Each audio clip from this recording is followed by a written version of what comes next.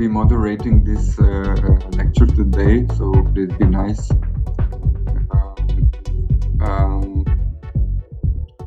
I would like to present our lecturer. It's Dr. Magdalena Germek. She's a philosopher, and her areas of interest are epistemology of science and art.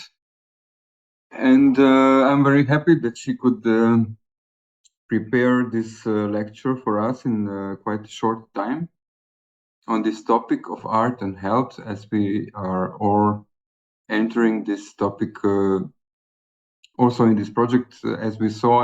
But I think it's a general topic that is really up to date today in many occasions in what is happening in the world, and also for us artists, I think it's a quite interesting content to speak about, and I thought it would be really nice to have a kind of philosophical view also and discussion about this theme, especially as we are tomorrow entering this Museum of Madness in Slovenia.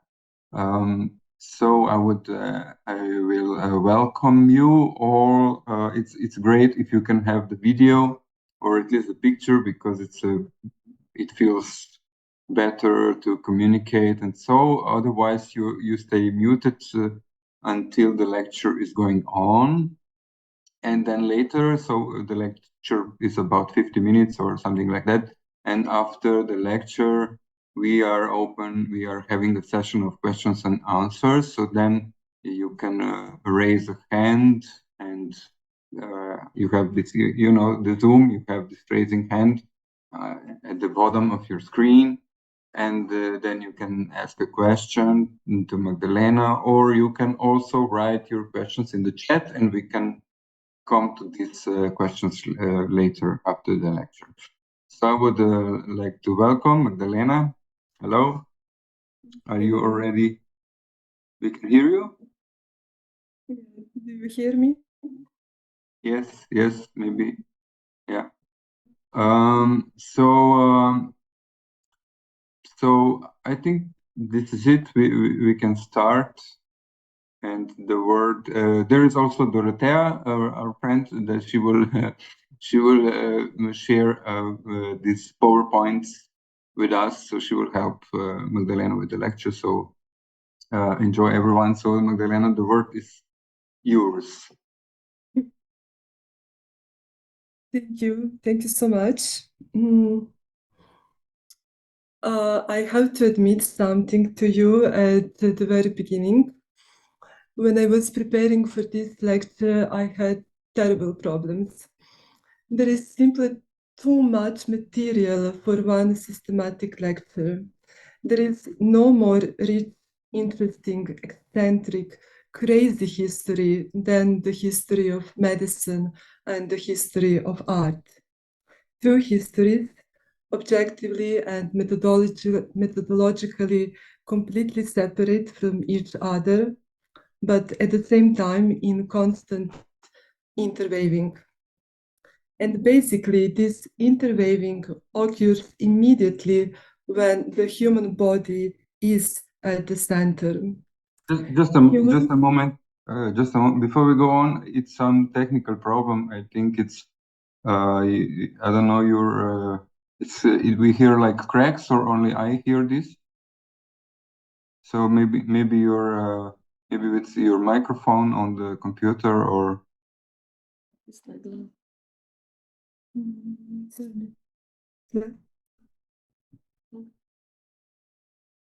Try now.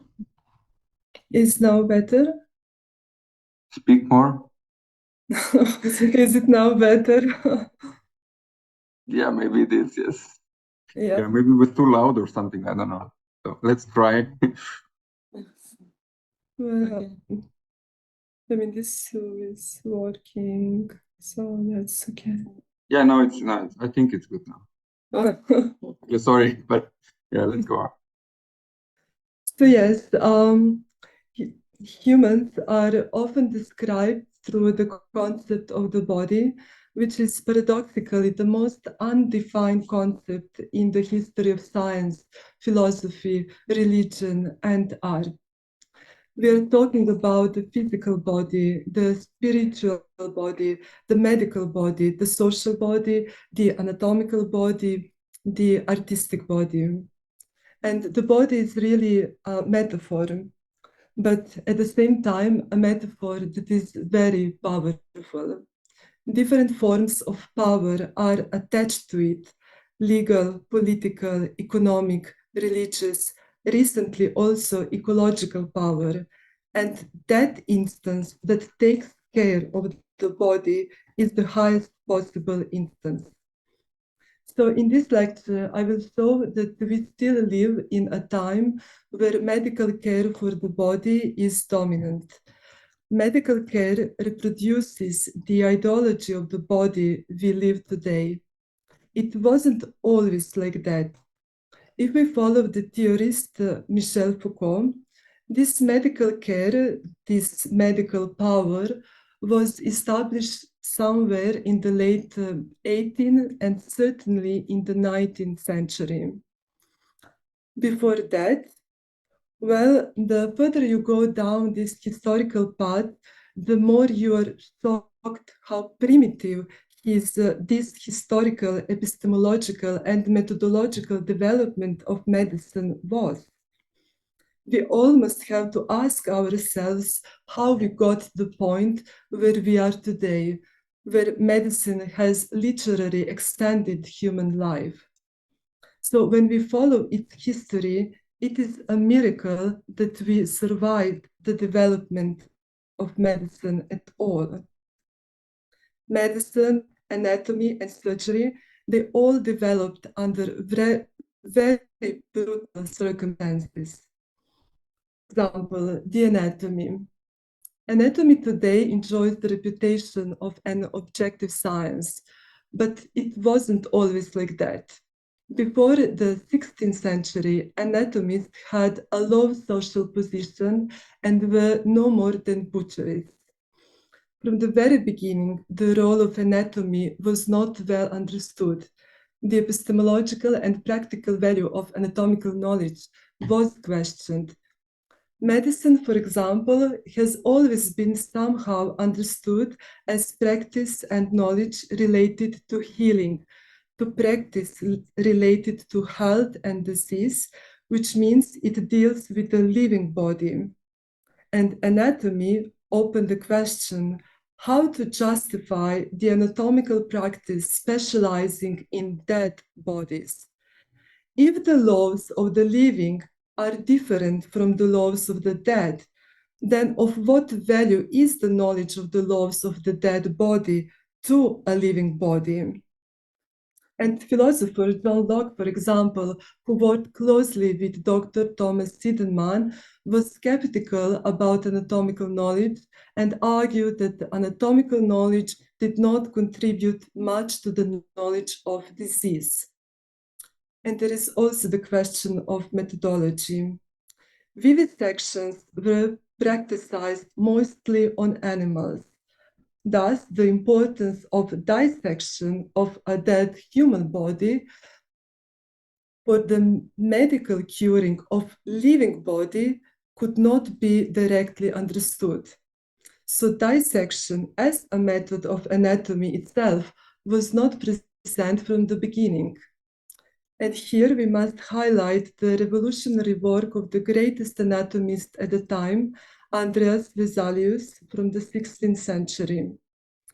In 1543, he published the capital book, De Humani Corporis Fabrica, which actually means of the structure of the human body, and which opened a new era in the history of biology and medicine, reforming anatomy into an objective scientific discipline based on direct empirical observation and the human body dissection. But having dissections on a dead body was not an easy thing to do.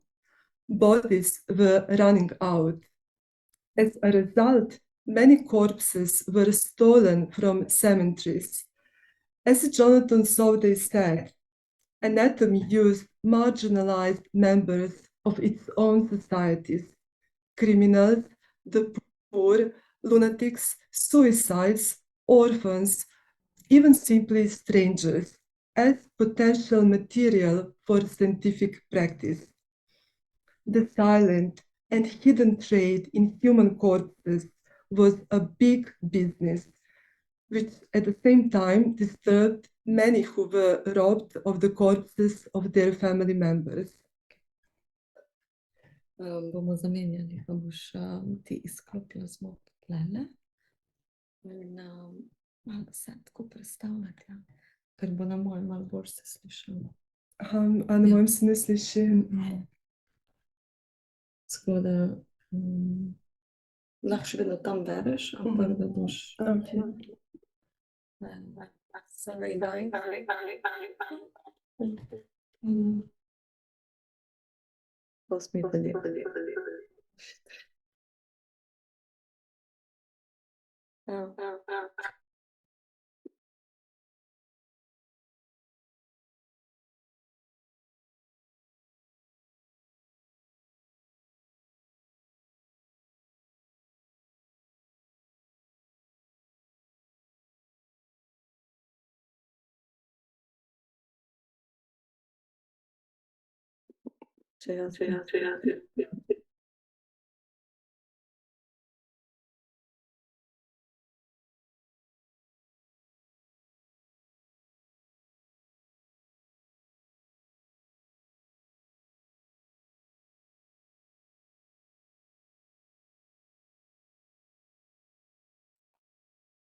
Okay, we try to solve this technical problem.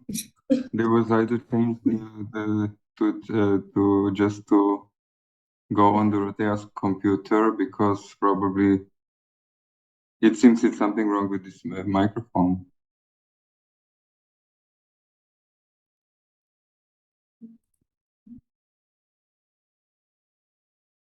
Okay, how is it now?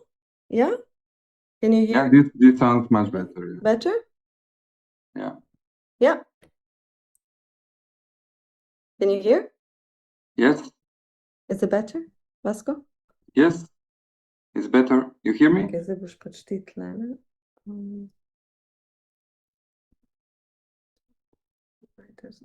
Ampak vas končno govori, a je v redu? Yeah. Ja, okay.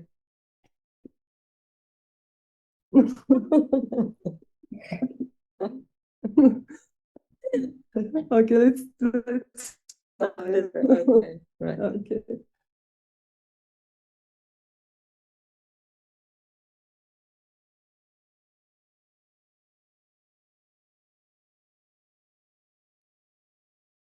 The authorities to, at some parts of Europe, the interesting practice of donating the corpses of criminals to anatomy as material for its research has become established. It is the practice of a double punishment. Not only were criminals given the death penalty, but after the execution, there was another punishment, post-mortem punishment. The criminal's body was put to the service of anatomical science.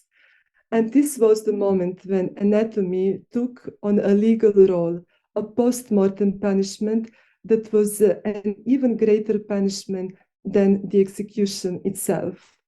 The post-mortem provoked total fear, and many criminals asked, begged, that their bodies not be used for anatomical purpose. Well, hardly anyone respected this last bad wish. So medicine and surgery can tell a lot about cruelty, about inhumanity, about a time when very little was known about body, about bloodletting procedures that killed patients, about surgical procedures without anesthesia, without disinfection. So hospitals were houses of certain death. If I just mention the title of one book, everything will be clear to you. The Butchering Art. It is the title on the topic of Victorian medicine. Or perhaps to mention to you the comments coming from very distinguished artists and philosophers. I'm using now material from the article of Andrea Carlino, where he wrote about the history of skepticism in relation to medicine in particular. To name just a few examples, Greek philosopher Plato says that doctors kill their patients with impunity. Roman natural philosopher Pliny provided a lot of anti-medical arguments in his book Naturalis Historia. And this tradition continues almost without a break to the present day. For example, in the 20th century, the philosopher Karl Jaspers talks about technology and the dangerous consequences of depersonalization in modern medicine. In the book Medical Nemesis, and nemesis also means an act of banishment, Ivan Illich wrote radically about the dangers of modern medicine and medical institutions. But when I was reading the Carlino's article, I endlessly enjoyed Petrarca's comments. Francesco Petrarca, Italian poet from 14th century, in his book, The Invective contra Medicum, we find his very juicy critique of doctors. You are a manipulator of your patients, an insincere, disgusting adulterer. He says that doctor is a beast, a ridiculous creature, or more precisely, a pig, a dog, a donkey, a monkey. And also that doctors should leave philosophy to the philosopher. So physicians are in continuous contact with filth because they want money. And the same thing is with Cornelius Agrippa, physician and scholar from the 16th century, also describing the doctor as sad and pale, hoping for a little money, begging for some urine to inspect.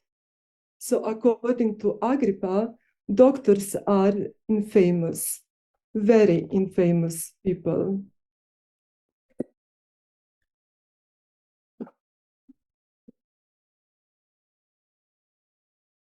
So when you have all this in mind, and when you are preparing for the lecture for you guys, then it is easy to slip up, which actually happened to me. So during my preparations for the lecture, I made a real lapsus calami, a slip in writing.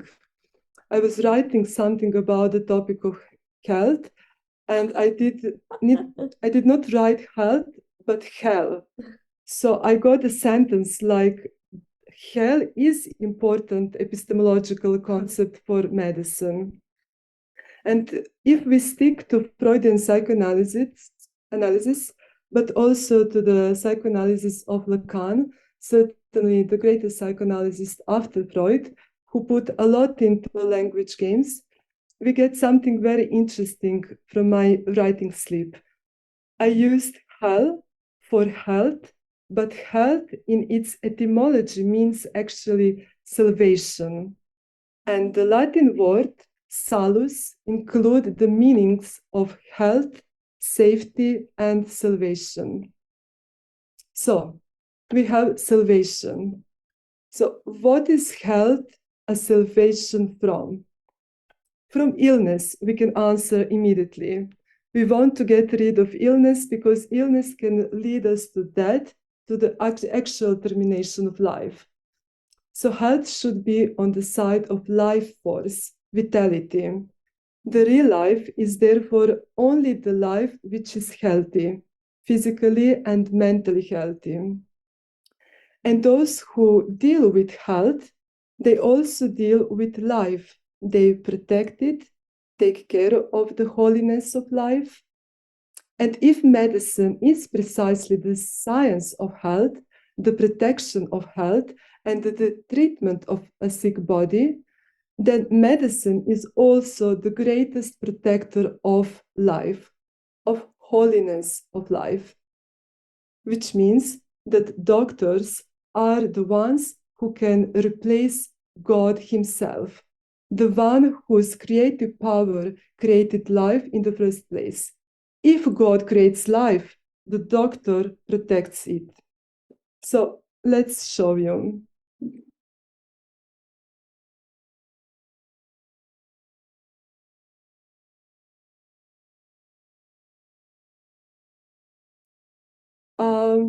Look at the cover of Vesalius De Humani Corporis Fabrica. In the first picture, you see a mass of people. In the center is Vesalius himself with a woman's corpse. A skeleton arises from the corpse, a symbol of many things: knowledge, death, vanitas. And as you can see, everything is happening very publicly, very spectacularly. So the public lectures and public dissections were held in theaters, very special anatomical theaters. The dead body became a spectacular body, and anatomy became a matter of culture and, so to speak, theater. Now, in the second picture, we can see better that Vesalius is touching the corpse. Symbolism is here very high. His hand of scientist replaced the hand of God. If the hand of God creates, the scientist analyzes, exhibits, dissects. The physician is here God's artist and master on earth, who is in the possession of the most important knowledge, knowledge about God's design, the human body. So again, the physician is here God's artist. And this is not just a metaphor. In the 16th and 19th centuries, artists, especially in the field of fine arts, contribute quite a bit to the general PR of cultural development of medicine and anatomy. Physicians collaborated with artists, especially when it comes to the visual representation of the human body. So I would like to show you some pictures just to give you a sense of this magnificent artistic and medical masterpiece. So these are the illustrations from De Humani Corporis Fabrica, containing Vesalius' own illustrations and illustrations of the artist Jan von Kalker. And not only Vesalius. So you can see how beautiful they are. These are dead, dissected bodies, but very much alive, spectacular, artistic. This is anatomical picture, and this is artistic one. You all know this picture. And these are very creative, aesthetic, beautiful, also with comic exaggeration. So you can see Danse Macabre, Memento Mori, Vanitas combined with medical and anatomical study. Very artistic, very fun, quite alive and seductive, and the human body is represented in dramatic position, often in a natural, academic, or mythological setting.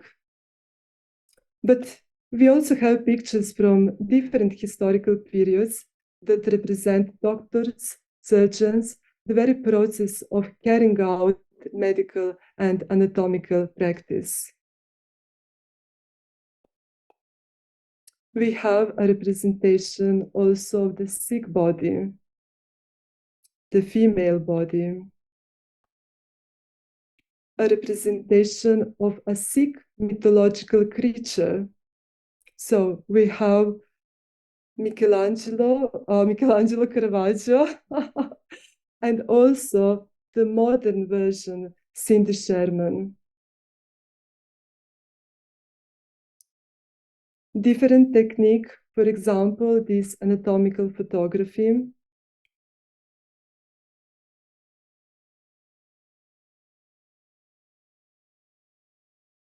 Well, yeah, now this is the main question: how to understand all these artistic interventions in the field of medical knowledge.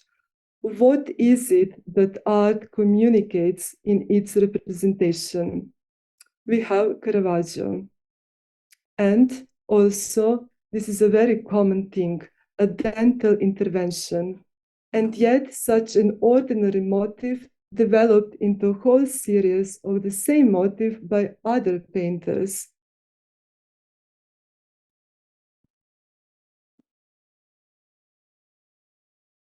In the representation of the dental act, you see the almost evil face of the dentist and the suffering body of the patient.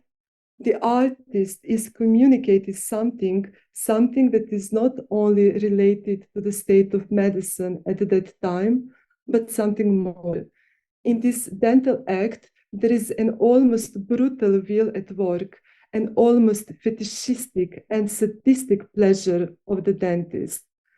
So there is no place here for the light of knowledge and science that will save us, but it is pure evil, hell, which is exactly in the same place where salvation and health are supposed to come.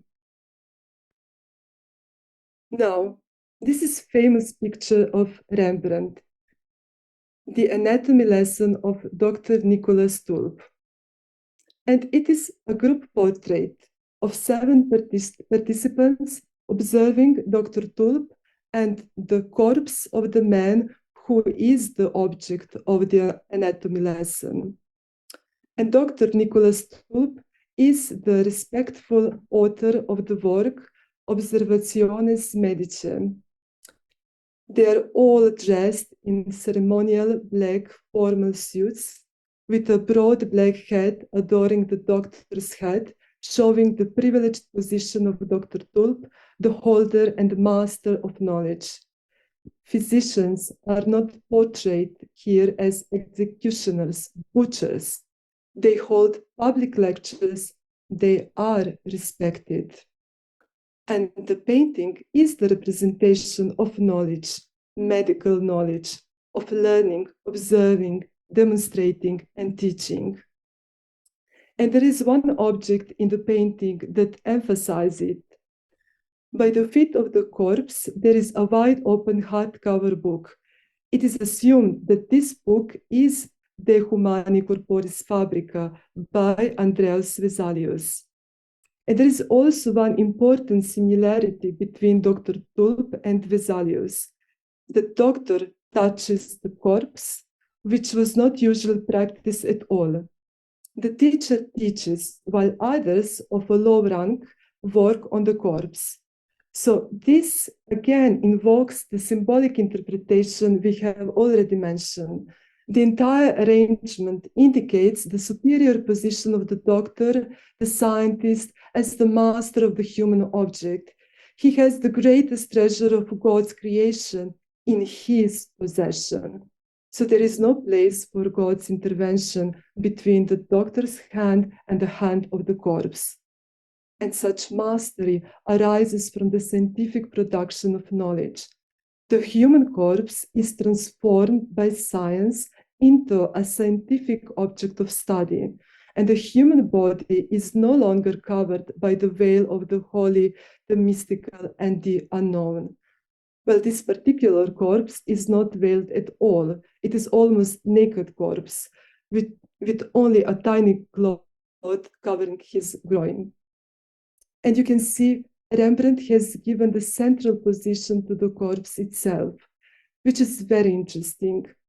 You should know that this painting was made because it was commissioned, and these types of portraits were very popular during this period, and doctors wanted to show off.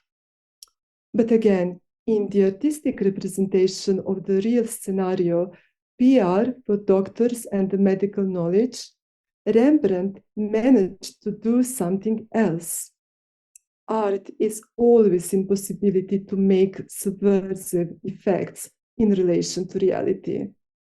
So, by using the strong contrast between light and dark, Rembrandt created a special light that radiates from the dead man's body. The medical observers are presented in dark, while the corpse has a spiritual light. So Rembrandt had decided to present the medical stuff in dark and the corpse in a shiny light. And according to the tradition of painting in Holland, dark symbolized spiritual blindness and white symbolized purity. It is therefore saying that Rembrandt assigned light and holy purity to the corpse, while covering the medical science with darkness and spiritual blindness. The corpse was that of man, iris-skinned, who had spent his life as a criminal and also ended like one. He was executed for robbery. And the X-ray reveals that the right arm of the corpse was partially amputated at first, which is very understandable because legal practice in the 17th century sometimes demanded the amputation of limbs prior to execution, which may be the reason why Rembrandt painted the arm as amputated. However, in the final version of the painting, the entire arm is painted, pointing us again to the possible interpretation that the artist was struck by the fate of the executed. The dead body of the criminal is presented in the light and with the affection of the artist. It seems that corpse is not simply an object of anatomy in medicine, but it is a subject of a symbolic connection very well known in Christianity. The connection made visible only in death between Jesus and the criminals executed alongside him on Golgotha. So this is an implicit critique of medical knowledge. In the history of fine art, we can also find a very much explicit message. So look at this first picture, the picture from Hieronymus Bosch, cutting the stone, also called the extraction of the stone of madness or the cure of folly from 15th century. The flower hints that the doctor is a charlatan, as does the funnel head. And Michel Foucault, in his book History of Madness, says, Bosch's famous doctor is far more insane than the patient he is attempting to cure, and his false knowledge does nothing more than reveal the worst excesses of madness immediately apparent to all but himself. And now that I have mentioned Foucault, I think it is essential to move on to the modern time of medicine, which began with the 19th century. So let me show you another picture. It comes from the end of the 19th century. The man in the picture is Jean-Martin Charcot, a French neurologist and professor of anatomical pathology. He worked on hypnosis and hysteria, and Marie Blanche Wittmann, known as the Queen of Hysterics, was his most famous hysteria patient at the time. So Charcot thought of art as a crucial tool of the clinical anatomical method. He used photos and drawings, many made by himself or his students. In this picture, the doctor is presented without comical elements. He is strict and has things under control. So you will hear more about psychiatric power and total institutions and madhouse over the weekend. So I will continue with Michel Foucault, and with this, I will conclude my lecture. So, why is Foucault so important to us? Among other things, it is also because Foucault located some important trends in the development of medicine, which concerns us very strongly today. If we want to understand the identities that defines us, then the medical discourse, the power of medicine, must not be neglected in any way. What medicine has managed to do is extraordinary. It defined man in his pure individuality. It made man an object of scientific research. It introduced a mode of rationality that is actually very difficult to transgress today. It became our own rationality. Medical power formed our phenomenological, epistemological, and also ethical system that is almost invisible. All this was possible because the development of medicine itself, especially in the 19th century, belonging to one general process which Foucault described as the formation of a disciplinary form of government. This form of government uses very interesting technique of power, which is not a repressive one, but it is in connection with production, creation, innovation. As Foucault said, it is technique of a power that does not act but by excluding, but rather through a close and analytical inclusion of elements. A power that does not act by separating, but by distributing. So something that was previously undefined and lost in the mass of people, this technique managed to determine, to classify, order, systematize, identify. It is a power that is linked not to ignorance and blind violence, but rather to a series of mechanisms that secure, that form, that invest, that accumulate knowledge, and that care. So it is the art of ruling, of guiding, the government of children, of the mad, of the poor, of workers. It uses the general technique of the power that can be quickly transformed to many different institutions and that can act effectively. And this general technique of the ruling is the disciplinary organized, and it produces the process of normalization. So what is normalization?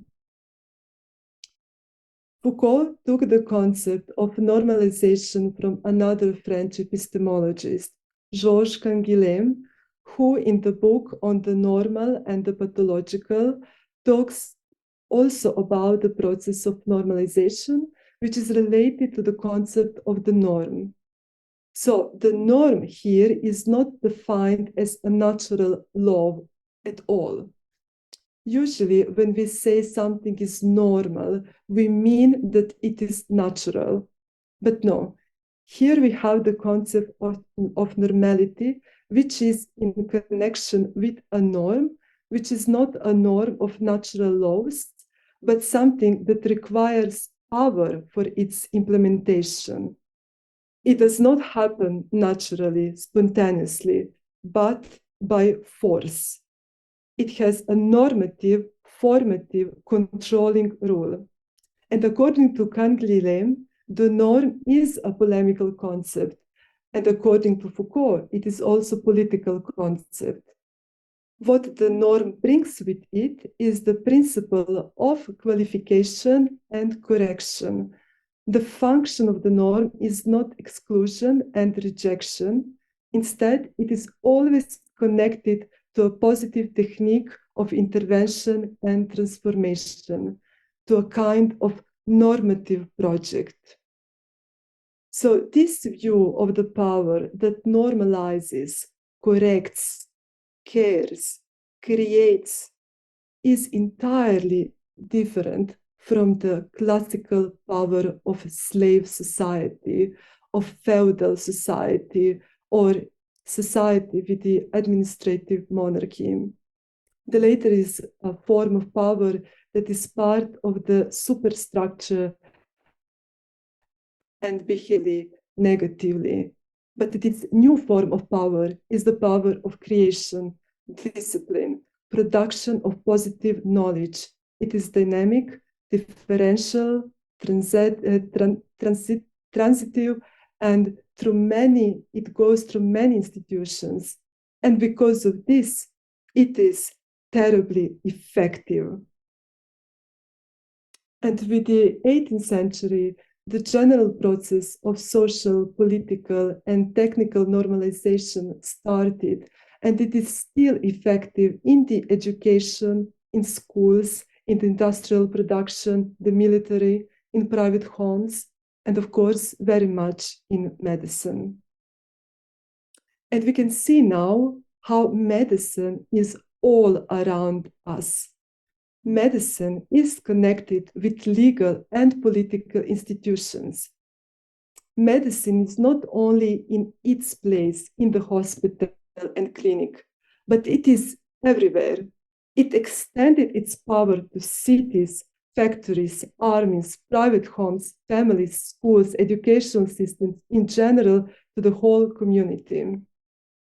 So the specificity of medical knowledge, the development in the 19th century and continues today, is the very form of its knowledge. It has become an expertise in the positive treatment of man. Positive, here we should understand beyond good and evil. It is positive in the sense that it is productive. It produces scientific knowledge about man. And it also means that human life has become the object that can be calculated, defined, classified, systematized, disciplined. So it is exactly that we are formed through scientific medical theory and medical practice. Here we are talking about health technologies, the technology with which we treat and cure disease or produce health, rehabilitation technology, and instrumentalization of lifestyle in the name of health. So we are talking here about technology of normalization that medicine uses in the name of healing. And it means that it is not only a pure medicine as such, but it is also a medico-administrative apparatus for regulating social space, incorporating within itself a range of non-medical activities, for example, directly political activities or activities involving architecture and urban studies. And as author Nicholas Ross said, those are activities that make the transformation of the home and the family into a hygienic machine. So we are talking here about the profound medical model, about power of clinical medicine that also understand a general society as a social body that can be sick, which means that it needs to be cured. And according to Ross, from the moment that European political reason came to assume its modern governmental form, it had a medical dimension. It also means that political power got a new task to administrate life. The political well-being of nation, of its population, has become important. So how to secure the wealth of the population, ensure good order, which means how to know the state of this population, how to administrate it. If you want to cure, to care for the well-being of populations, it is necessary to know, to regulate, to control. And the rationality of medicine is the rationality of the government. So medicine plays a formative role in the formation of the social. For example, in the case of an epidemic, it determines the geographical distribution of the population. But also in the normal time, it produces extraordinary data and statistics of birth, death rates, and types of morbidity that affect the social body. So this medicalization of rationalities produced and still produces programs of moral hygiene. And this type of medical rationality has its culmination in the eugenic movement with its politics of race and blood. So if you are interested in this topic, I recommend the novel Icaria by the German writer Uwe Timm. And this novel was also translated into Slovenian. It is very easy reading, but from this novel you can quickly understand this amazing connection between biological and social rationality. So the main idea is that nature is not fair, so a biological revolution is needed, which should complement the social revolution. So it is necessary to help people and not just one person. We don't need good politicians, but good doctors. And in this case, the medical rationality refers to entire populations, to the body of human civilization. But borderline cases also exist in the micro level, in the family. In this sense, mothers are particularly important for raising children and are even more influenced by doctors' advice. I will show you.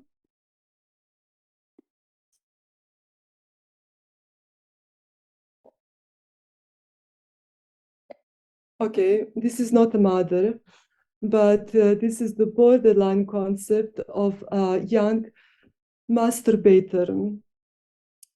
In his book, Nationalism and Sexuality, Moss explained that masturbation is a reflection of, and it was reflected as antisocial act, and young masturbator loves no one and is deaf to the calls of family, nation, and humanity.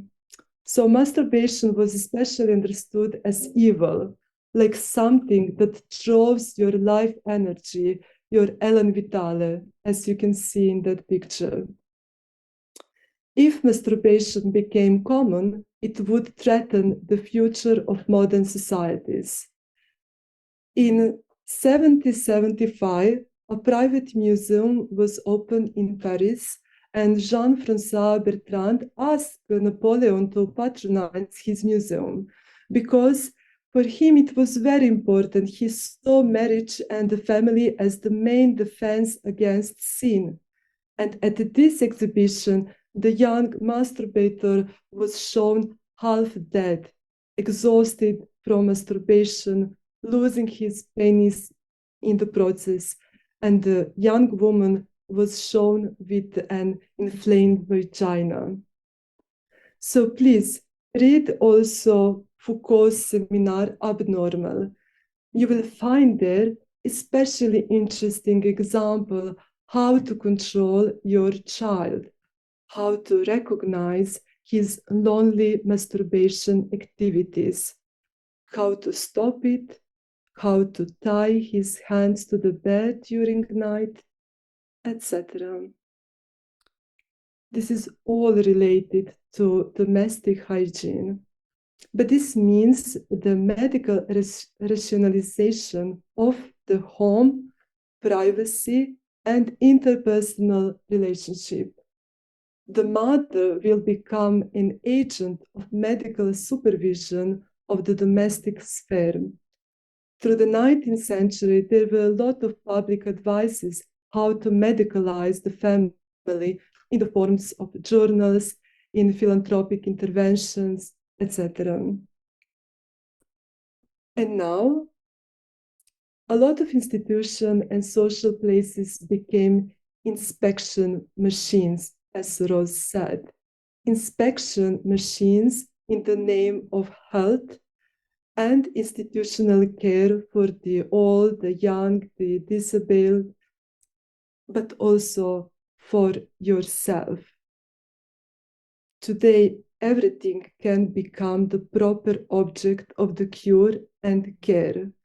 And as I told you at the beginning, as soon as you take control of the body, you become the most important instance. The body deforms, gets sick, it is always in the process of entropy. And if you put yourself at the instance of care, of salvation, you are, so to speak, at the instance of the highest power. Because the body, especially the human body, is still a concept without definition. It is a metaphor that you can immediately turn to your own advantage. You can give it whatever you want. And in the culture in which we live, medical thought has become philosophical thought. It is fully engaged in the philosophical understanding of man, of body. What we are as people depends on what we do for our health. Self-care has become the highest value. And this dream that we all live today is the same. The healthy body, the healthy city, the healthy home, the healthy planet, the healthy self, and of course, the healthy art.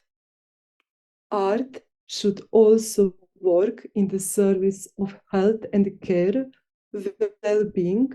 Art should stimulate positive emotions, relieve stress, etc., etc. In this regard, the music, theater, and architecture are the most under attack. Everything must be transformed into meditative music, sounds, plays, vibrations. So you must understand that it does not matter whether art harms or heals.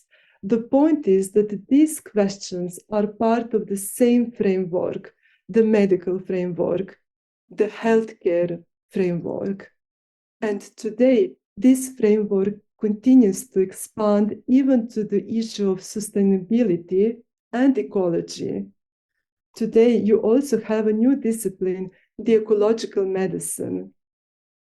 Even though the pharmacy is a disaster for the planet, even though we are already deformed from drugs, everything is put in the same place, ecological medicine, under the same signifier. Care for your health, for the planet, for yourself. So it is the total infusion of medical value into ethical judgments. We are forced to engage in practice of self-formation, self-mastery, in a constant process of improvement.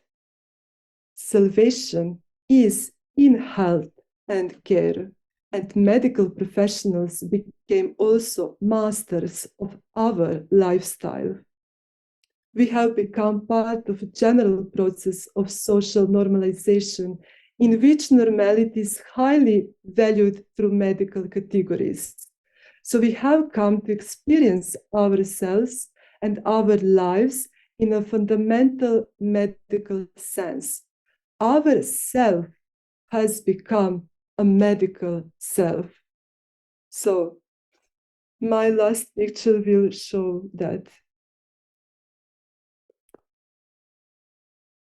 The wound man is a surgical diagram which first appeared in the 14th and 15th centuries. So this is a visual medical tool. It is made for learning, for just to transfer the medical knowledge. It shows injuries that can occur in war, insect bites, infected body. Some parts of the body are red and inflamed. So it is supposed to be something positive. And yet, this figure is extremely troubling. A man has open eyes.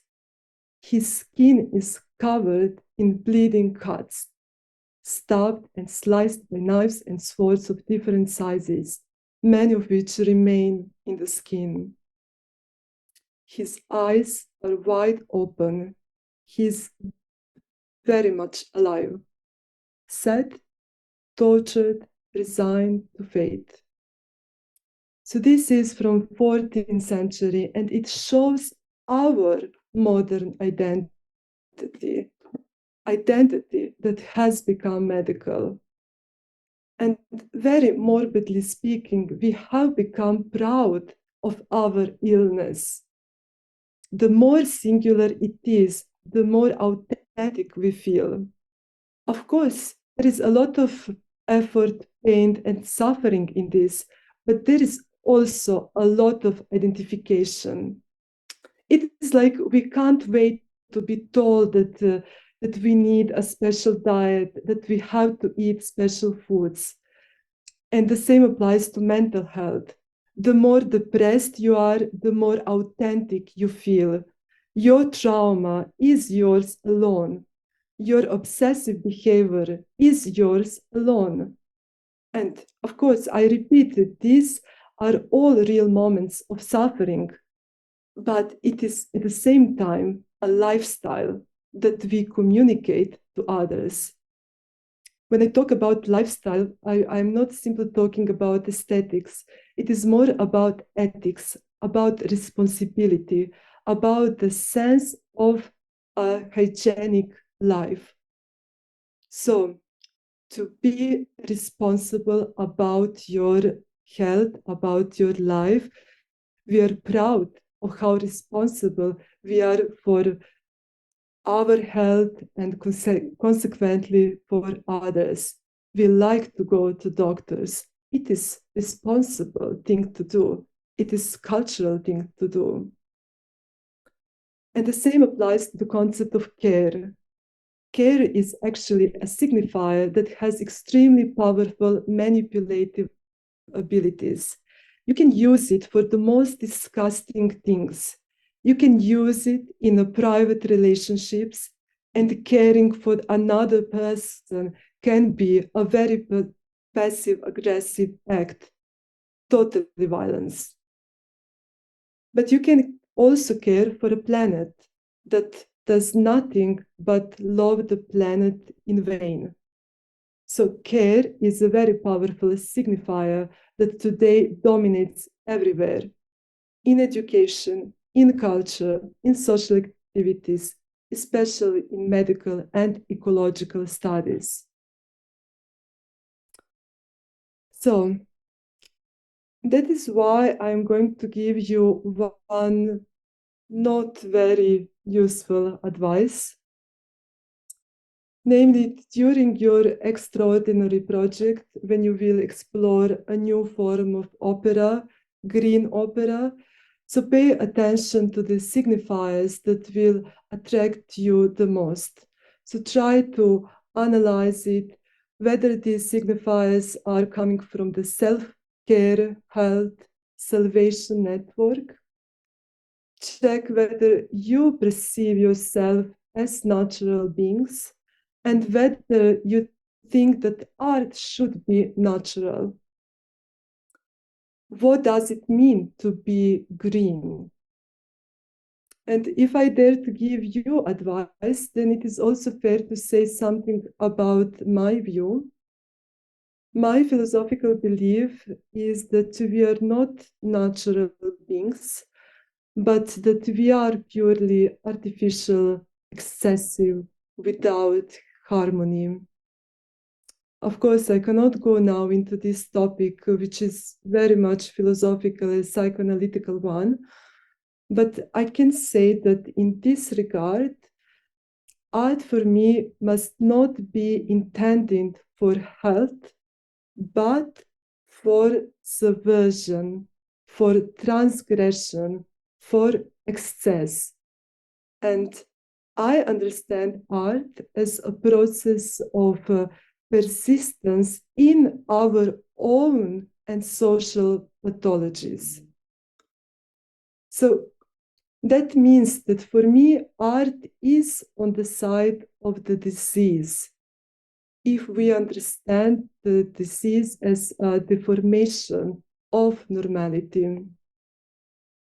And as a result, I am on the side of that.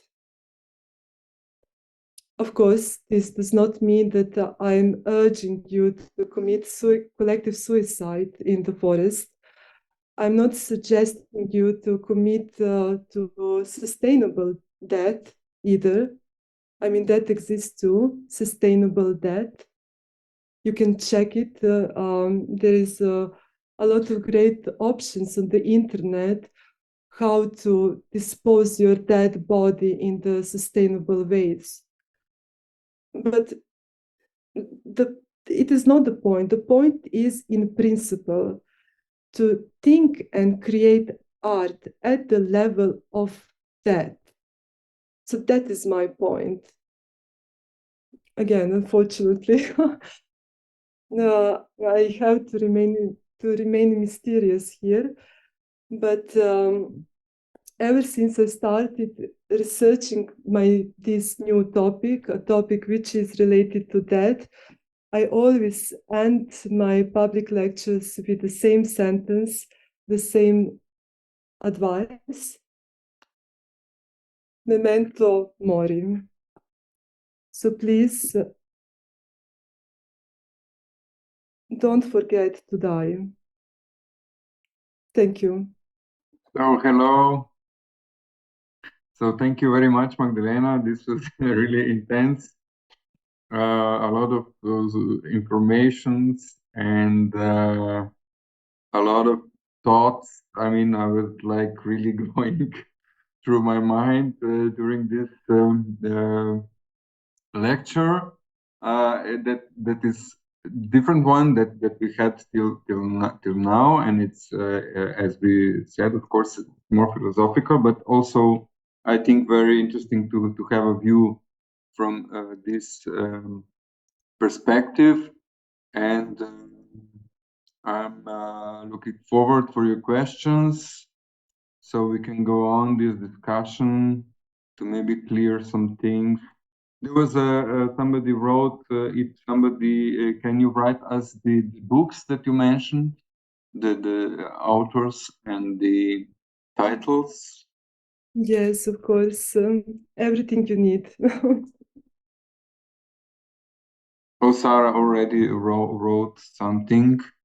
I see in the chat, yeah.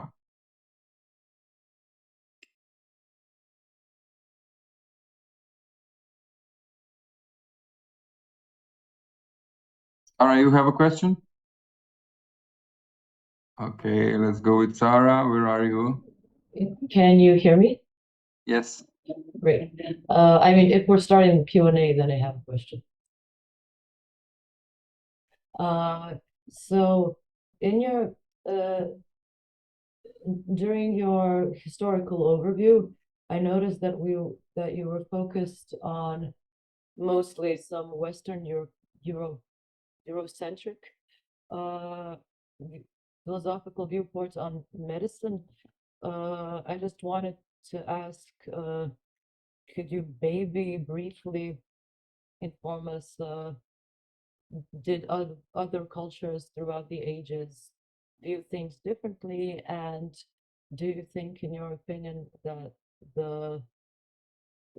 this relationship on lifestyle, philosophical point of view, would be something that is very homogeneous throughout our culture or in the world today? Or did you notice that the approach or maybe the general narrative is different if you're not in Europe or if you're not in the United States and so on? Thank you. Oh, I don't know where is my camera. Okay. Okay. Hi. Thank you so much for the question. Yes, you're totally right about this. This is about Western medicine, and it has a very specific historical development, exactly in this way that it feels and research bodies, dead human bodies, in totally different ways than, for example, some other cultures and civilizations. And the whole view of the body as an architectural thing, as structure, is Western way of doing thing. It is very much also the Western way of doing science, in the way that you need to kill your object of researching, which means you have to formalize it and to put it on the level of that letter. And this is also very much, I don't know, our way of doing science and thinking human body, living or dead human body. About regarding your question about differences today, maybe how we feel about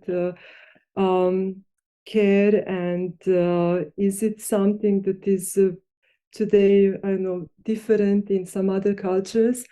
I think actually that that maybe because of the process of globalization, but I really think that it is very hard to find today some different opinion about health and about the way how we should treat our body.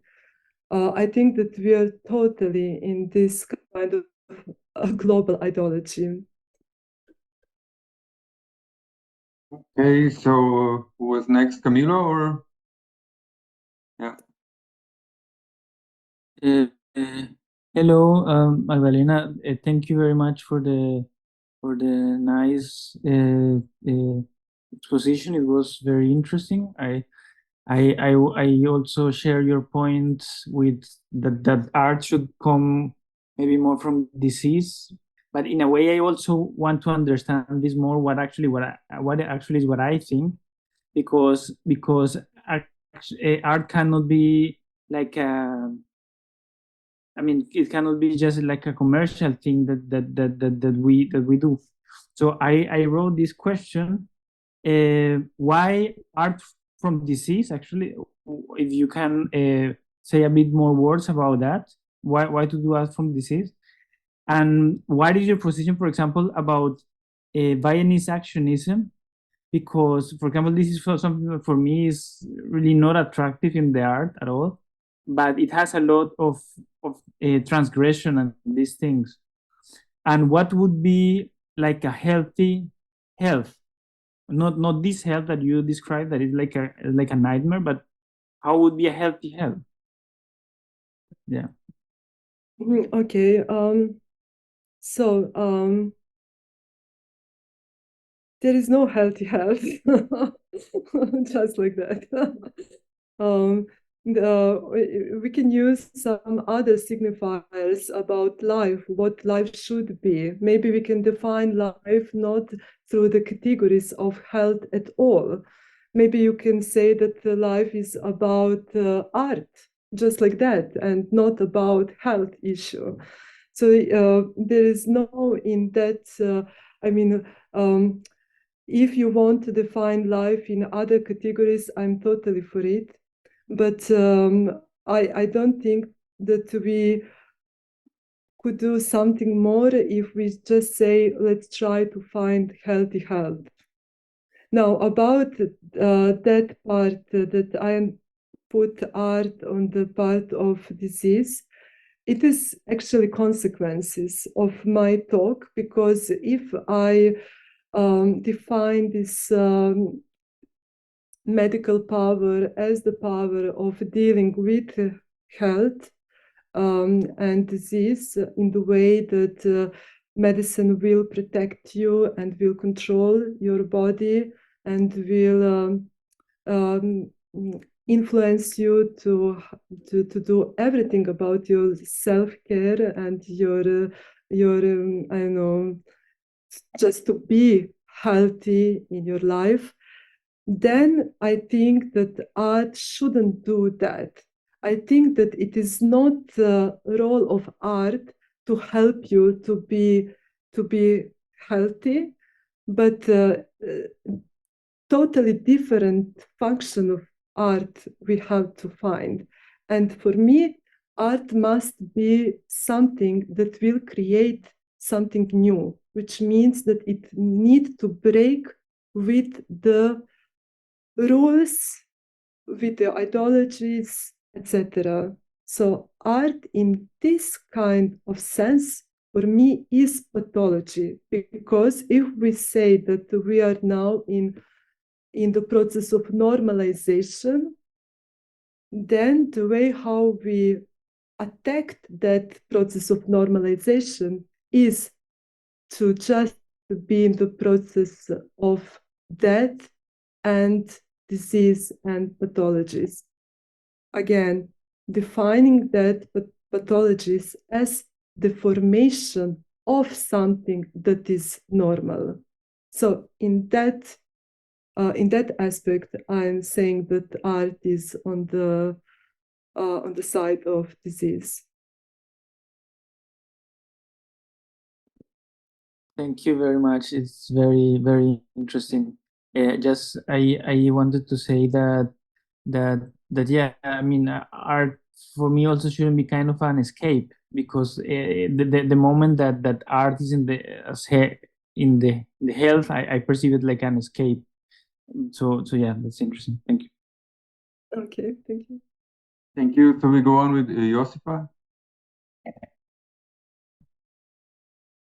Yes. Hi, do you hear me? Yes. Okay. Yes, thank you also for the great lecture. It's a really interesting point of view, and for me, it somehow summed up all the little informations I knew and I didn't know how to connect. I have a couple of questions, or just to continue the conversation, because somebody already asked the direction I want to ask. So the question that Sarah had about the Western medical theory and, let's say, Eastern medical theory, can we say that maybe that, let's say, on the East, they never concentrated on a health, like in an institutional way, so the health came by itself. And what you are saying is that we are concentrating on a health too much, and maybe that's why we are doing the contrary thing subconsciously somehow, because we are giving ourselves all the time like applause where we are doing good, but actually we are not going in a healthy direction. So maybe that's the connection with your thought why art should do the opposite, because we are doing the opposite thing. And yeah, the second question was actually because I got lost between at some part where you started talking about what is normality, and before that I lost part of your speech between the Rembrandt and normality. So what was before the normality that spread everywhere, like medical knowledge, maybe in just some short sentence. Yes, thank you. But that concept of art and disease and art and death, I saw that it's spreading a lot around, but I really couldn't understand.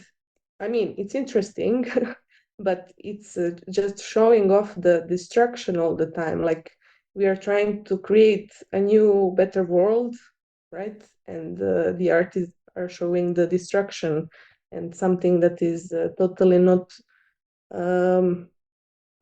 aesthetically nice to see. So it's something not really easy to see. Yeah. Okay, thank you. Okay, maybe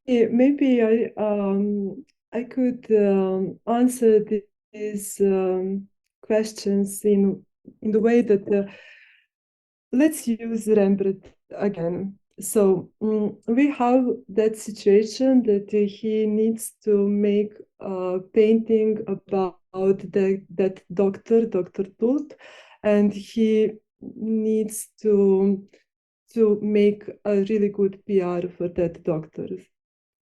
And if he is doing just that, we cannot find any of those moments that I interpreted about the way how he connected corpse with very pure and light, with something that is totally different from that Dr. Tulp and medical science.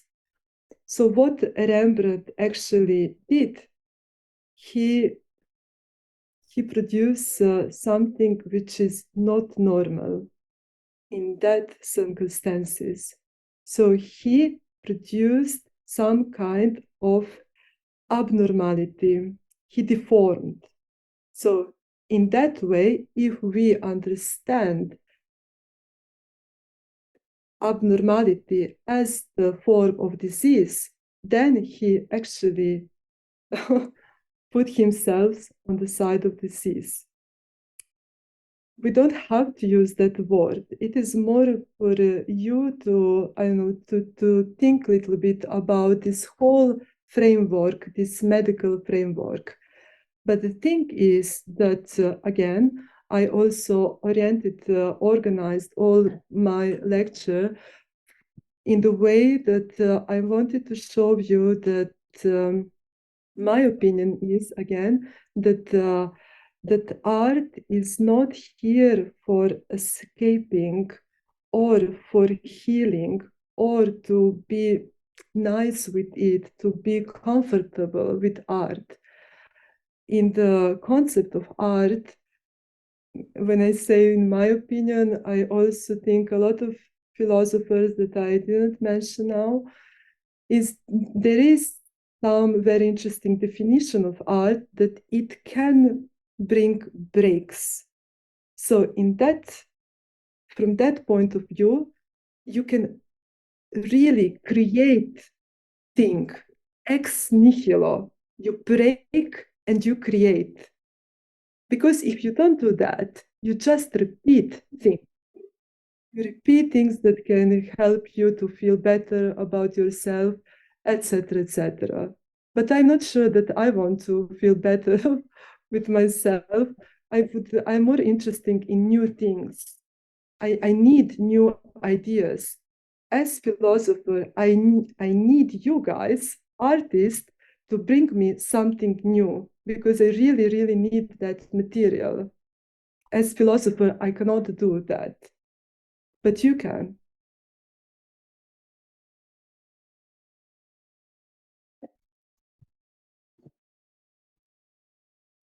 Okay, we go on to Marta.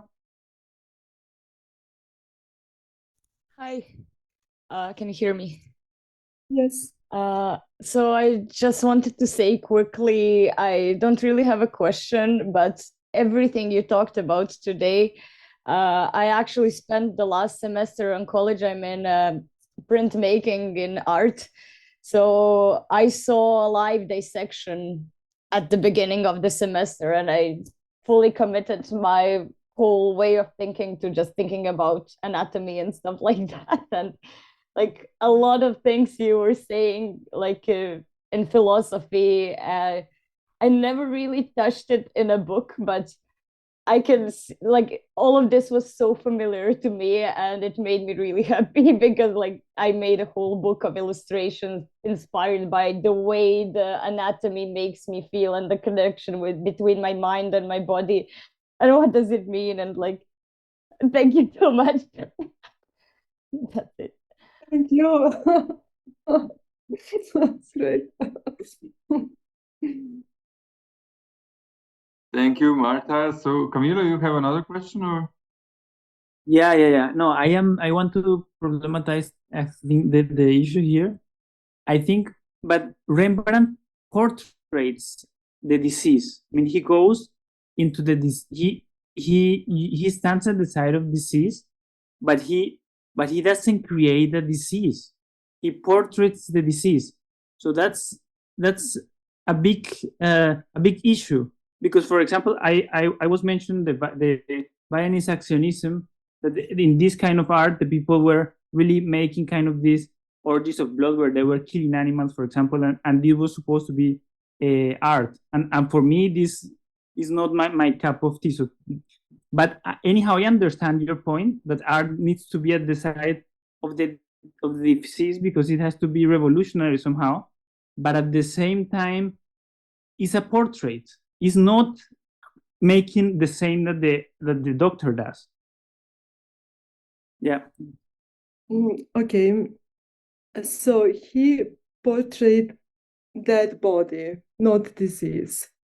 So this man is dead. Totally. Yeah. Or death. Okay. Is it, sorry, is it a disease or deceased? Like sickness, or I'm now confused. Because sometimes I wrote it like disease and sometimes like deceased. Fantastic. Well, we're Is it hell or help? Yeah. Thank you, Sarah. Yes. And hell and health and disease and what was the other? The Disease, that write it down. Disease and deceased. Yeah. Yeah. Exactly. But yeah, now I little bit forget your point, what you said before, but I just want to be clear about that concept of understanding disease as a kind of deformation, as some kind, as for example, Rembrandt did something that was break in relation to the usual practice. So in that way, I understand him like he's on the side of the disease, like deformation, like breaking something, deforming something that was normative in his time, in condition where he worked. So we agree about that. I hope.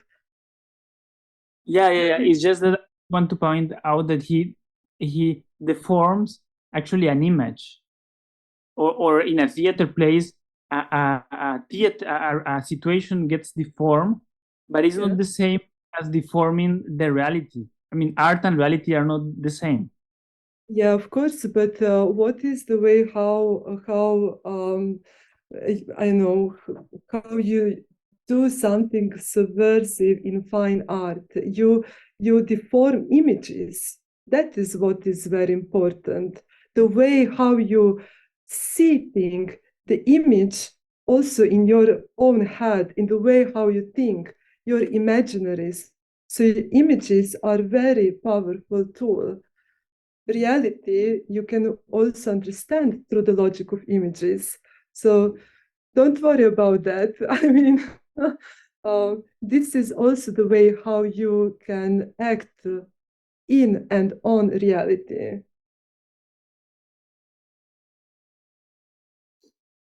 Yes, Sarah is. Yeah, I just wanted to give a quick commentary.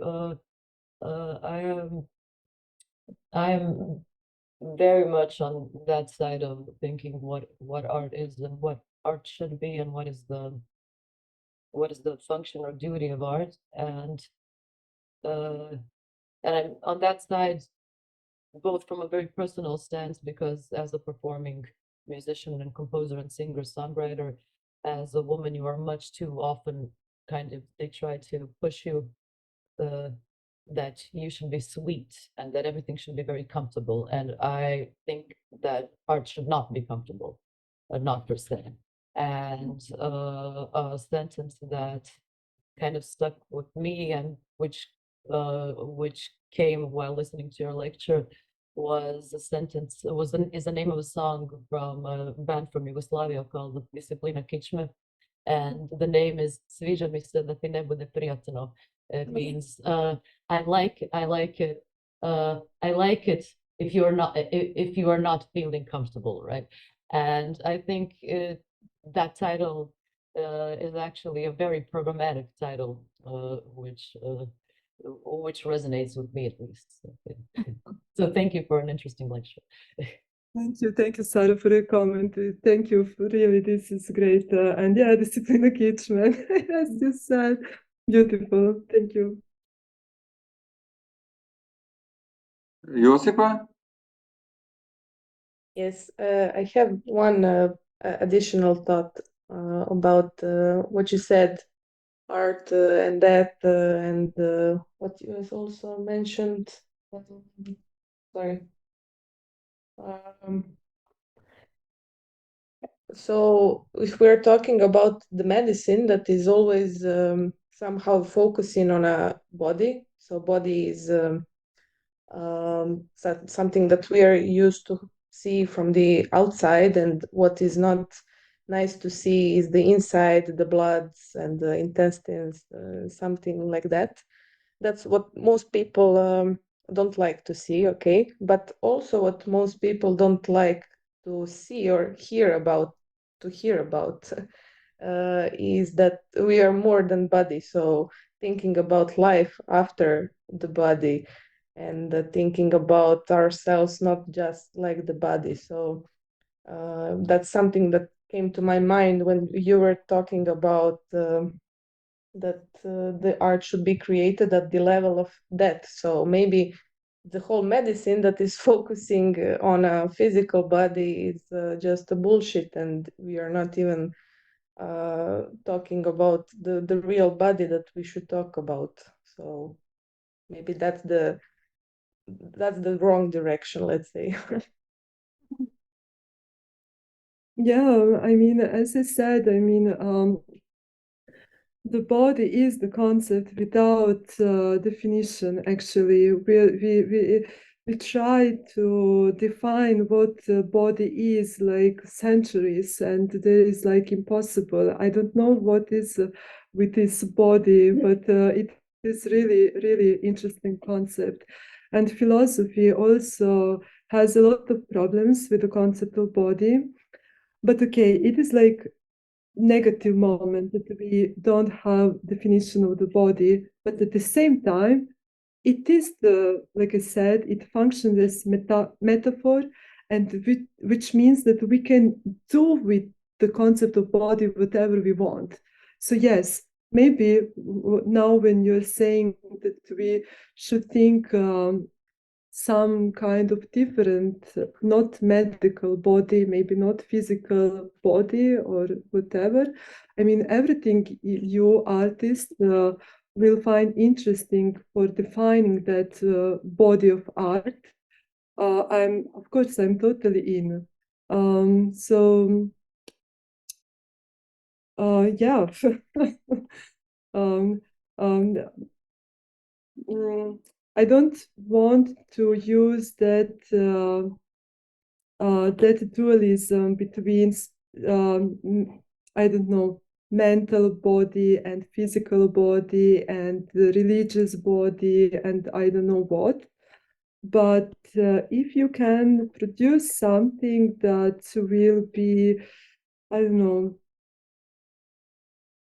that it will give me material to think some new way of conceptualizing body, I will be very grateful actually. So do it.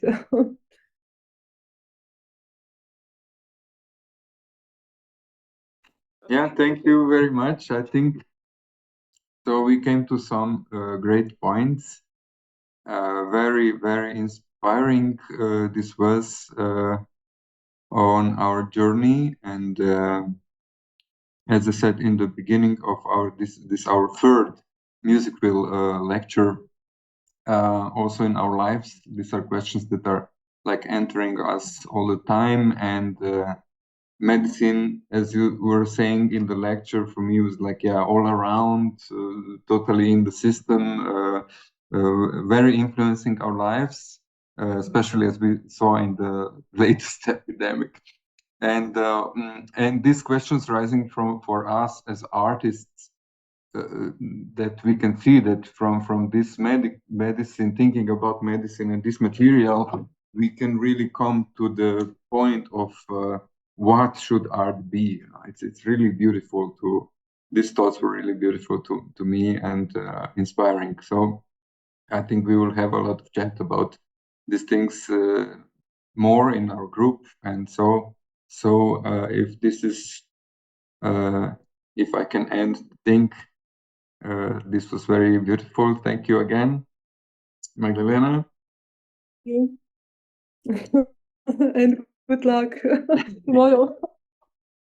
And we see us tomorrow, yes, on site. Yeah. So thank you.